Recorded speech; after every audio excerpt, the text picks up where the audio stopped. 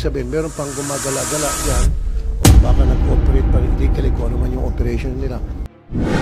Nitong nakaraang taon ay pinagbawal na ang mga pogo at pinadedeport na ang mga illegal na mga Chinese dito sa ating bansa hanggang December 31, 2024 lamang. Ngunit ngayong taon ay nagulat si Senator Rapi Tulfo dahil tila marami pang mga paggala-gala na mga illegal Chinese dito sa ating bansa.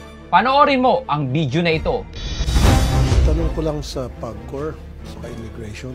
Before na mag-issue ng executive order yung ating Pangulo na pinapastop niya ang POGO by the end of last year and ibabangga natin this year.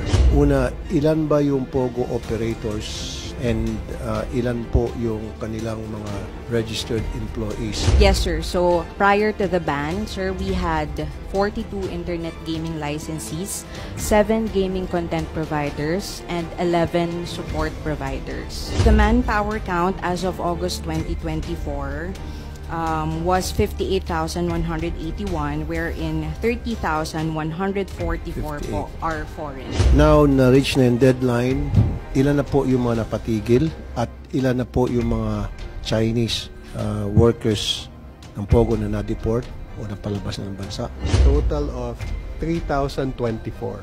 Ibig sabihin, meron pang gumagala-gala dyan o baka nag-operate pa illegally kung ano man yung operation nila at hindi nyo na-account kung nasaan po sila. Tuloy-tuloy po yung operation ho namin starting January. The first operation after since the start of the new year ho, Mr. Senator, is that 438 po yung na-apprehend namin. So, thank you dun sa apprehension nyo. Pero still, this is alarming. Ito yung mga registered lang ha. Yes, hindi pa kasama dito yung not registered. Legal. Yes, sir. Your Kasi Honor. alam mo kung bakit? Itong 27,000 nag-work pa rin to sa POGO. POGO pa. Kaya lang binago na yung pangalan. Kunyari, sila ay style BPO, service provider, provide ng parang gaming to their client, but they're still POGO. And we have to account for these people, itong 27,000 ito or something, and at lumalaki pang bilang nito. What are we doing?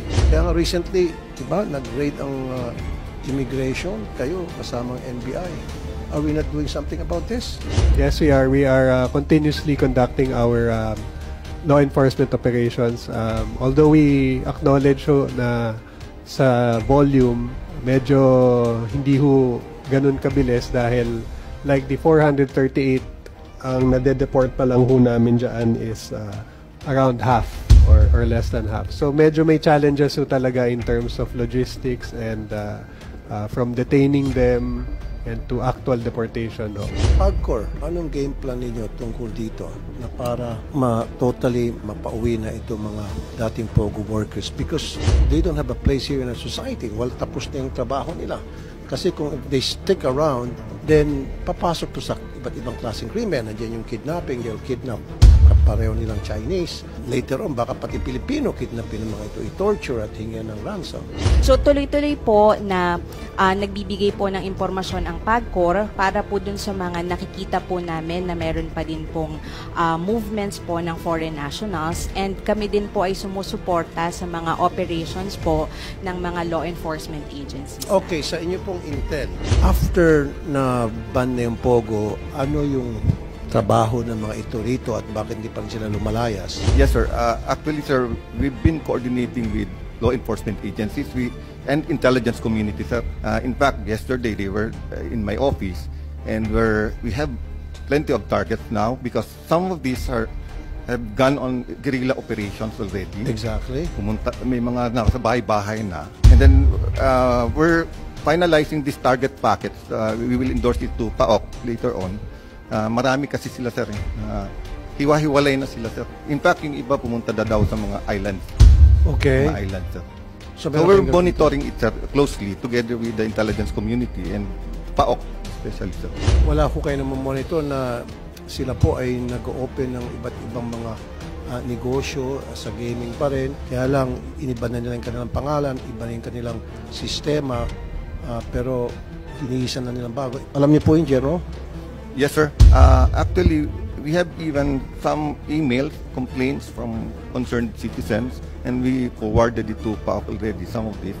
And we've been continually coordinating or communicating with these complainants. Kasi nakikita nila sir daw eh. Okay, yung mga complaints na ma-validate nyo, talagang totoo naman. Yung iba sir talagang totoo. Os, napakagaling nyo po. Keep on submitting yung mga intel sa mga agencies natin. Yes sir. Isang pagpapatunay na hanggang ngayon ay hindi tumitigil si Senator Rapi Tulfo sa kanyang sinumpaang trabaho at tila nagiging mabisa at epektibo ang kanyang mga ginagawang hearing sa loob ng Senado. Kaya naman i-share mo na ang video na ito. Ikaw bilang isang Pilipino, kung ikaw ang tatanungin, dapat bang tuluyan ng ipa-deport dito sa ating bansa ang mga illegal Chinese na naninirahan dito sa ating bansa? Well, i-comment mo na ang iyong reaksyon sa video sa baba.